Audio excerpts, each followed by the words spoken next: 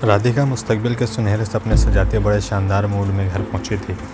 उसका दिल अभी वहां से आने को नहीं चाहता था और ना ही आज इसका कोई फंक्शन था, लेकिन वह प्रदीप के जज्बात का भी अपने मुतालिक अंदाज़ा लगा चुकी थी और इसका अंदाज़ा सही था।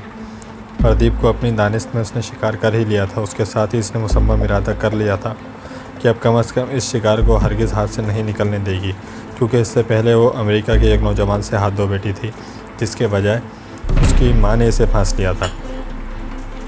राधिका को भारत कभी पसंद नहीं आया था। वो जल्द अज जल्द इस मुल्क से छुटकारा हासिल करना चाहती थी और हमेशा गैर मुल्की शहरियत रखने वाले किसी नौजवान की ताक में रहती थी। 3 माह पहले इसने बड़ी मुश्किल से आदित्य को फंसा था, लेकिन इस मरतबा का और नहीं, उसकी अपनी माँ ही इसकी रकीब साबित हुई, जिसने आदित्य को अपने हाथ में कर लिया था। दोनों की ज़रूरत से ज़्यादा शराब नोशी की आदत ने आदित्य और मिसेस कंवल के दरमियान जल्द ही जिस्मानी ताल्लुकात कायम कर दिए थे।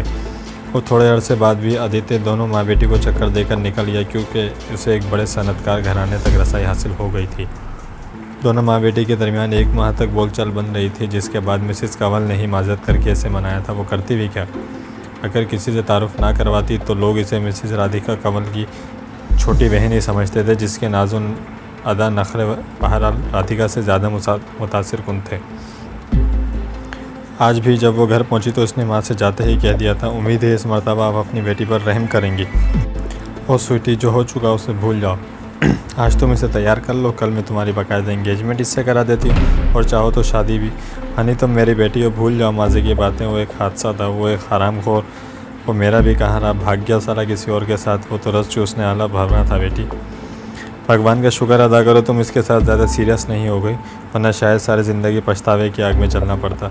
मिसेस कंवल ने बड़े प्यार से इसके सर पर हाथ फेरते हुए अपना सिरगेट सुलगाया और उसका कश लेने के बाद उससे मुखातिब हुई, प्रदीप, अलबत्ता मुझे इससे मुख्तलिफ लगता है। मेरा तजुर्बा बताता है कि ये लड़का तुम्हारे साथ बिल्कुल फिट बैठेगा।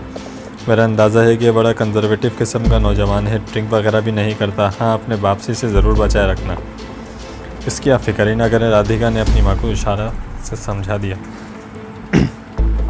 ब्रिगेडियर कंवल दोपहर के बाद घर वापस आया था। आज उसके साथ एक के बजाय 2 ब्रीफकेस थे, जिसका मतलब था कि वो आज पहले से ज़्यादा मसरूफ़ था। मिस्टर कंवल, इस सोसाइटी में तुम्हारे रैंक के 3-4 और ऑफिसर भी रहते हैं, लेकिन वो छुट्टी हमेशा घर वालों के साथ गुजारते हैं। आखिर तुम ऐसे क्या जॉब कर रहे हो? मिसेस कंवल ने मामूल की बात कही थी। डार्लिंग, इस सवाल का जवाब जानने की कोशिश ना करना, वरना इंटेलिजेंस वाले मेरे साथ तुम्हें भी ले जाएंगे। और कैसा रहा वो लड़का, क्या नाम था इसका? खन्ना। उसे तो माफ़ी रखना, क्योंकि तुम्हारी साहबजादी से शादी के लिए पसंद कर चुकी है और ख़ासी सीरियस भी दिखाई दे रही है। उसे आज हमने डिनर पे बुलाया है। इंजीनियर है और ब्रिटिश भी है, बच्ची का करियर बन जाएगा। उम्मीद है तुम मेरी बात समझ गए होगे, मिसेस कंवल ने बड़े जले कुटे लहजे में कहा था। ओहो, एक तो तुम माँ बेटी हर वक्त मुझ पर शक करती रहती हो। भाई, मैं वो आदत छोड़ चुका हूँ। एनीवे, अगर राधिका ने इसे पसंद कर ही लिया है तो इसे काबू ही रखना और इधर उधर भी उसका तारुफ ना कराते फिरना। ब्रिगेडियर कंवल ने संजीदगी से कहा, मुतमईन रहिए, इस मरतबा बेबी को परेशान नहीं होने दूंगी। प्रदीप जानबूझकर 1 घंटा ताख़िर से पहुंचा। माफ़ कीजिएगा, एक फ़ौजी घराने में वक्त पर ना पहुंचना कोई अच्छी बात नहीं है, लेकिन इसमें मेरा कसूर नहीं है। पीसीओ से लंदन अपने पिताजी को फ़ोन करने गया था। वापसी में टैक्सी ख़राब हो गई, फिर ट्रैफिक जाम, तो उसके लिए सॉरी। उसने तीनों के सामने हाथ बांधते हुए जय हिंद कहकर उनसे पहले ही जवाब दे दिया। और नो बेटा, ऐसी कोई बात नहीं है, यहाँ ऐसा ही होता है। लेकिन बेटा, अगर तुम सिर्फ फ़ोन करने गए थे तो अच्छी बात नहीं है। हमारे होते हुए तुमने ये जहमत क्यों की? मिसेस कंवल ने ऐसे बड़ी मुशफ़िक़ नज़रों से देखते हुए कहा। ओके, इट्स ओके, कोई बात नहीं, प्रदीप ने कहा और राधिका के बराबर वाली कुर्सी पर बैठ गया। ब्रिगेडियर कंवल ने इससे इंटरव्यू शुरू किया। वो इससे बज़ाहिर लाताल्लुक़ी के अंदाज़ में बातें कर रहे थे, लेकिन प्रदीप जानता था कि वो इसे परख रहा है और वो इस मैदान का पुराना खिलाड़ी था। उसने 10-15 मिनट में ही ब्रिगेडियर कंवल को राधिका और उसकी माँ की तरह अपने बरतानवी शहरियत के हामिल इंजीनियर होने का कायल कर लिया था। ड्रिंक लोगे? अचानक ही मिसेस कंवल ने सवाल दाग दिया था। ओह नो, क्षमा कीजिए, मैं इस मामले में बड़ा ही बैकवर्ड हूँ, मुझे ड्रिंक की तरफ से माफ़ रखिए, उसने खिसियाने से लहजे में कहा। अरे ये तो तुम्हारी ग्रेटनेस है बेटा, I like it, Mrs Kanwal के बजाय ब्रिगेडियर कंवल ने जवाब दिया। थैंक यू सर, प्रदीप ने कतरे मुतमईन लहजे में कहा। ब्रिगेडियर कंवल और इसकी बीवी जानबूझकर राधिका को इससे ज़्यादा गुफ्तगू करने का मौका दे रहे थे। मिसेस कंवल किचन और ब्रिगेडियर कंवल टीवी पर खबरें सुनने के बहाने जल्द ही अलग हो गए, जबकि राधिका और प्रदीप आपस में बातें करते रहे। आज मैंने तुम्हारे लिए ख़ास तौर से डिनर खुद तैयार किया है। वेटर को तो एक तरह से छुट्टी ही दे दी। मिसेस कंवल ने थोड़ी देर बाद कहा, थैंक यू मैडम। प्रदीप ने इंतहाई मुहज़्ज़िबाना अंदाज में कहा। डिनर का आगाज़ हस्ब तवक्का दोनों मियाँ बीवी ने वाइन के गिलासों से किया था। राधिका और प्रदीप इसमें शामिल नहीं होते। राधिका ने ही डिनर डाइनिंग टेबल पर सजाया था। प्रदीप ने कमाल होशियारी से गुफ्तगू का रुख आर्मी और फिर पाक भारत मुतवक्का जंग की तरफ मोड़ दिया था। मुझे सियासत में तो कोई दिलचस्पी नहीं है, लेकिन अखबारात का मुताला ज़रूर करता हूँ। ये आजकल जो आपकी जंगी मशकों ब्रास टैक्स का इतना हंगामा हो रहा है, इसकी वजह समझ में नहीं आती। प्रदीप ने बाल आखिर ब्रिगेडियर कंवल के सामने दाना फेंक ही दिया। फ़ौजी मसले को हमारे लोगों ने खामखा सियासी मसला बना दिया। राधिका कंवल ने भी गुफ्तगू में हिस्सा लेते हुए कहा, लेकिन इसकी ज़रूरत भी क्या थी? जिस मुल्क का GDP इतना शर्मनाक हद तक कम हो, जहाँ के लोगों को ज़िंदा रहने के लिए अपने आप को हालात के सामने गिरवी रखना पड़ता है, मुझे समझ में नहीं आती वहाँ ऐसे बेतहाशा अखराजात का क्या फ़ायदा। इतना खर्च तो शायद ब्रिटिश आर्मी ने भी जंगी मशकों पर नहीं किया होगा। प्रदीप ने बात बढ़ाने के लिए बात की, भाई हम दरअसल इस सारे टुंडे को ही ख़त्म कर देना चाहते हैं। क्या मतलब? इस रोज़ रोज़ की बकबक झकझक से तो एक बड़ी और आखिरी जंग ही बेहतर है। ब्रिगेडियर कंवल ने कहा, बिल्कुल ठीक है सर, आप बिल्कुल सही कह रहे हैं। बाकी मैं सोचता हूँ कि आखिर सन 71 में हमने इतना मौका ही क्यों दिया? दोनों मुल्कों में से किसी एक को। प्रदीप ने ब्रिगेडियर कंवल की बात काट दी। मैं बॉय सन 71 में तो हमने कुछ नहीं किया था, बस हादसाती तौर पर सब कुछ हो गया था। वो तो इंदिरा जी थी जिन्होंने अपने पत्ते होशियारी से खेले और हमें फ़तह नसीब हुई। जहाँ तक वेस्ट फ्रंट की बात है तो ईमानदारी की बात यह है कि हम मगरबी पाकिस्तान को कुछ भी नहीं बिगाड़ सकते थे। जहाँ वो लोग बिल्कुल तैयार थे और ऐन मुमकिन है कि अगर हम इसकी तरफ जंग जारी रखते तो पांसा ही ना पलट जाता। खैर बात कुछ और हो रही थी। मेरे ख्याल से अब ये मसला ख़त्म ही होना चाहिए। प्रदीप ने बेचारी से कहा, अरे भाई हम तो इसकी तैयारियां तो कर रहे हैं। देखो शायद अगले 1-2 माह में हम पाकिस्तानियों के सारे दांत ही निकाल दें। ओह यस, प्रदीप ने शानदार अदाकारी करते हुए कहा। थोड़ी देर में कंवल इससे खुल गया। प्रदीप ने कमाल होशियारी से इसे वाइन के 2 डबल पैक खाने से पहले ही चढ़ा दिए थे और अब शायद इसे नशा होने लगा था। राधिका और इसकी अमाइश गुफ्तगू से खासी बोर दिखाई दे रहे थे, लेकिन प्रदीप और ब्रिगेडियर कंवल बड़ी गर्मजोशी से इसमें हिस्सा ले रहे थे। कंवल ने नशे की हालत में तमाम एहतियात बलाए ताक रखकर प्रदीप के सामने इन तमाम खदशात की तस्दीक कर दी थी जो पाकिस्तान में पाए जा रहे थे। मुख्तलिफ भारतीय अखबारात में शाया होने वाली खबरों के हवाले दे देकर प्रदीप ने इसके मुँह से बहुत कुछ उगलवा लिया था। मिसेस कंवल तो बेडरूम में चली गई थी, जबकि राधिका के लिए यहाँ बैठना मुश्किल हो रहा था। ओके डैड, आप दोनों अपनी बहस जारी रखें। मेरी दरख्वास्त पर आज रात मिस्टर प्रदीप हमारे मेहमान रहेंगे। अगर सुबह तक इस गुफ्तगू का कोई नतीजा निकल आया तो मुझे ज़रूर बताइएगा। और राधिका जले कटे लहजे में चली गई और पैर पटकती अपने रूम की तरफ बढ़ गई।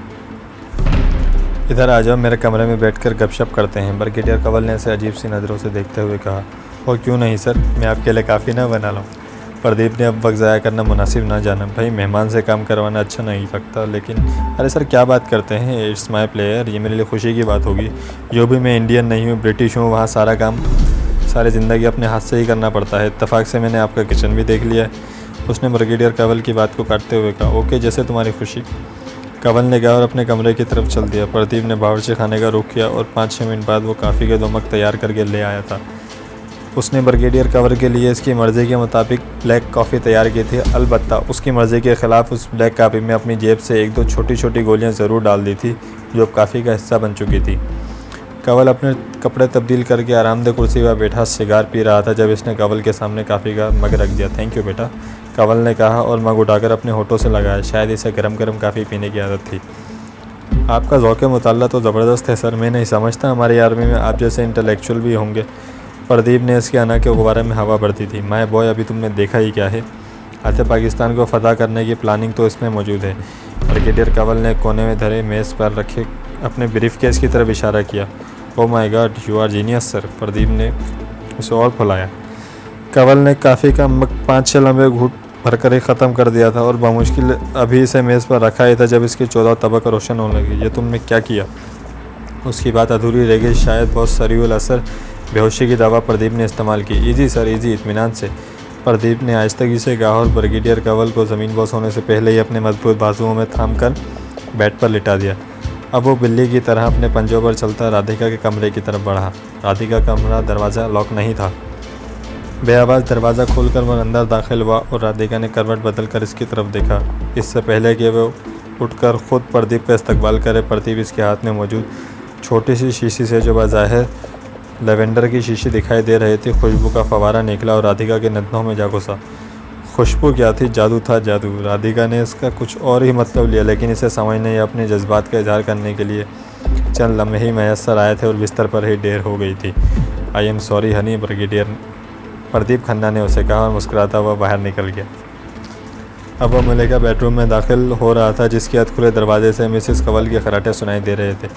शायद वो गहरे नींद में थी। खुशबू के स्प्रे ने इसे नींद को मज़ीद गहरी कर दिया था। अब वो कदरे मुतमईन हो चुका था।